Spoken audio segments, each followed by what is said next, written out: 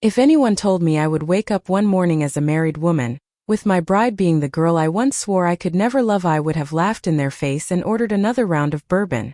But New Orleans has a way of making fools of the stubborn, and that night it made a fool out of me.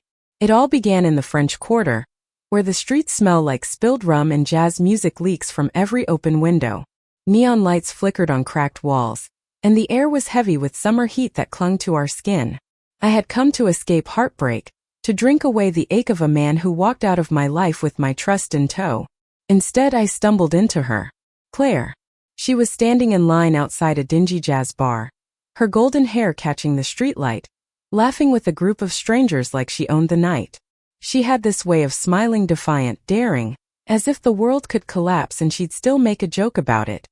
I hated her the moment I saw her, hated the fact that my eyes couldn't stop following her, hated how she noticed me noticing her. "Take a picture, sweetheart," she said when I looked too long.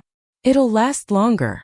I should have walked away, but the challenge in her eyes burned like whiskey in my veins. So I fired back. I'd rather not waste film. Her friends laughed. She smirked.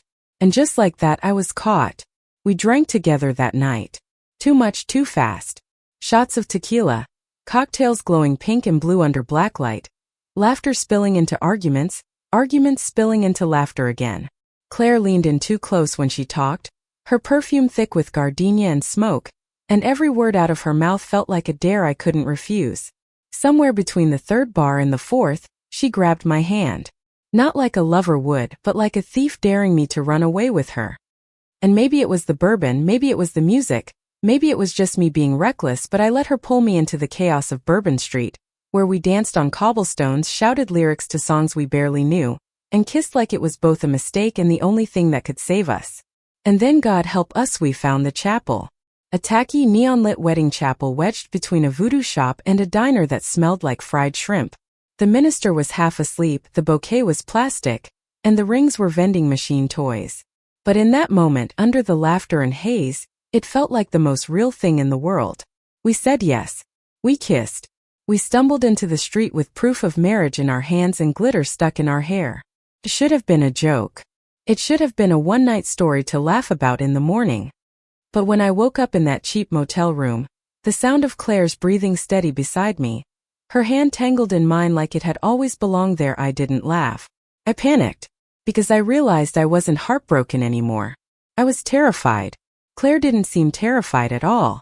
She stretched like a cat, grinned at me with her hair a mess and her lipstick still smudged, and said, "Morning, wife." The word felt like a stone in my chest. Wife. Not girlfriend. Not fling. Wife.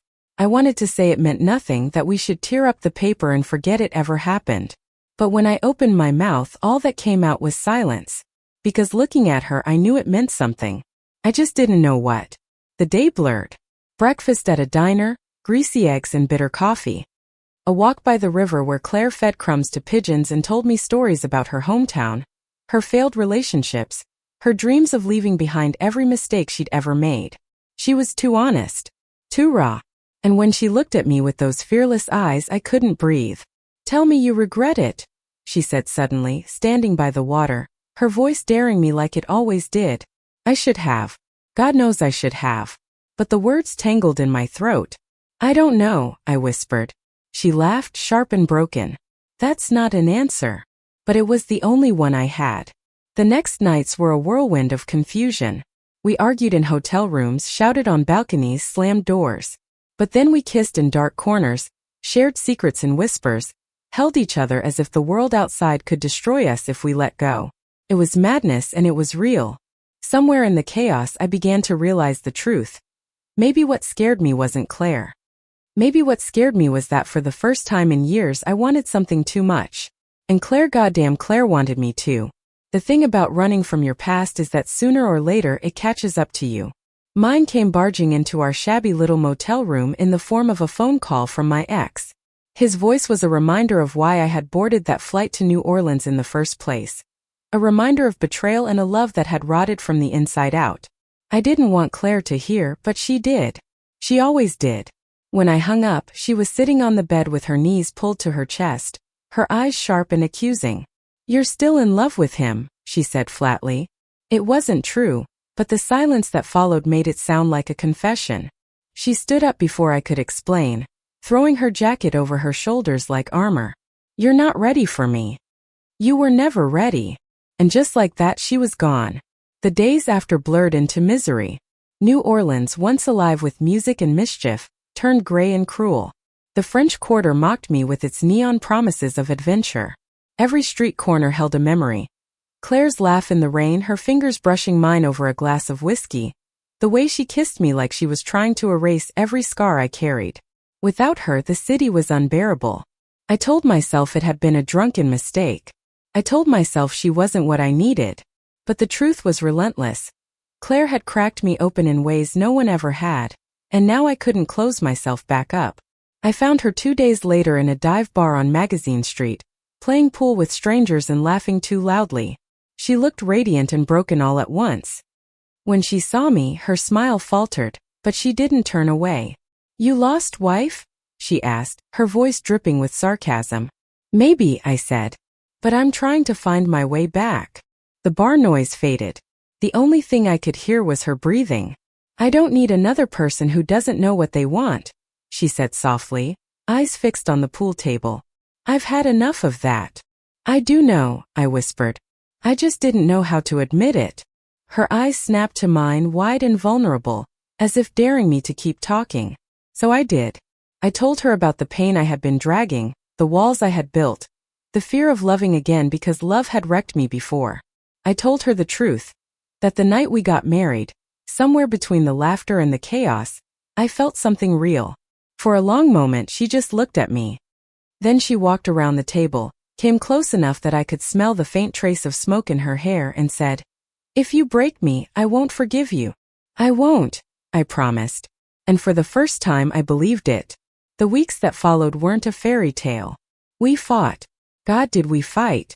Claire had a temper like wildfire, and I had a habit of shutting down when things got too raw. But we also had moments of softness. Sharing beignets covered in powdered sugar, dancing barefoot in a living room too small for both of us, lying in bed whispering dreams we were too afraid to say out loud in the daylight. New Orleans stopped being a city of distraction and became a city of us. Every jazz note felt like our anthem, every street performer a witness to the madness we were building together. But the biggest test came when reality intruded. One morning I woke to find Claire sitting by the window, her face lit by the first light of dawn, a letter clutched in her hand. "It's a job offer," she said. "In Chicago. Photography work. Real money, real chance." My heart dropped. Chicago meant distance, and distance meant unraveling. "Take it," I said automatically, even though it nearly killed me to mean it. She looked at me like I was lying, but then she saw the truth in my eyes. I wanted her to choose her dreams, even if it meant losing me. But Claire being Claire surprised me. She tore the letter in half. "I don't want Chicago," she said firmly. "I want this. I want us. If I run every time something shiny comes along, I'll never know what it means to stay. And I'm done running."